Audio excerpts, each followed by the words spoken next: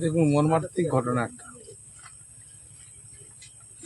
দীঘা শঙ্করপুরে এই ট্রলারটা নিখোঁজ হয়েছিল, যেটা আজকে আমরা উদ্ধার করতে পেরেছি। আমাদের এখানে প্রশাসন, সুন্দরবন পুলিশ ডিস্ট্রিক্টের এসপি নিজে ছিলেন এখানে আজকে, এবং এসডিপিও ছিলেন, এখানকার কোস্টাল থানার ওসি এবং কোস্টাল থানার প্রত্যেক আধিকারিক বৃন্দরা এখন পর্যন্ত উদ্ধার কাজ চলছে।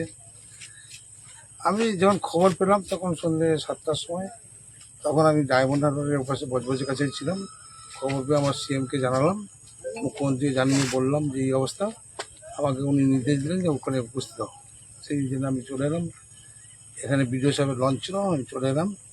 এসে দেখলাম বডি উদ্ধার কাজ চলছে, এসপি সাহেব আছেন এবং অন্যান্য এখানকার অধিকারী আছেন। উদ্ধার কাজ থেকে এসে শুনলাম যে এখানে একটা পাগমারি চক আছে, সেই চকে এই ট্রলারটা দেখতে পাওয়া যায়।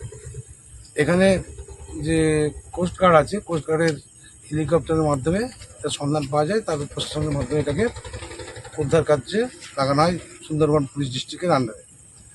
এখানে যত আধিকারিক আছেন, কোস্টাল থানা থেকে শুরু করে গোবর্ধনপুর কোস্টাল থানা, এর ফরেস্ট ডিপার্টমেন্টের আধিকারিকরা সবাই কিন্তু ওই স্পট থেকেই উদ্ধার করে নিয়ে এসে এই গোবর্ধনপুর যে ঘাট আছে সেই ঘাটে নিয়ে আসা হয়। এখনো পর্যন্ত উদ্ধার কাজ চলছে।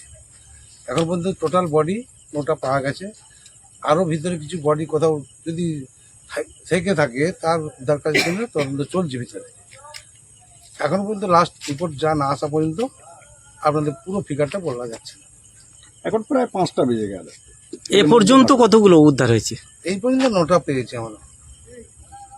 এখনো কিছু মানে উদ্ধার কাজ উদ্ধার কাজ চলছে, ভিতরে চলছে। লাস্ট আরও ঘন্টাখানেক যাওয়ার পরে বোঝা যাবে যে টোটাল কতগুলো বডি আর ছিল ভিতরে।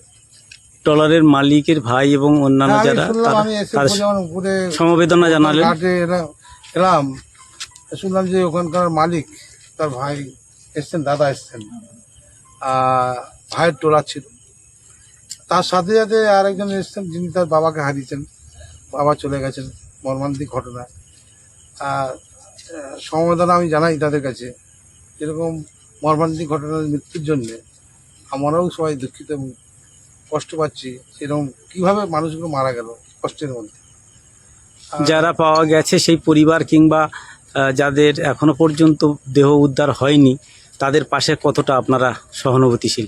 সরকার সবসময় সবার পাশে ছিল, আছে এবং থাকবে। ঠিক আছে।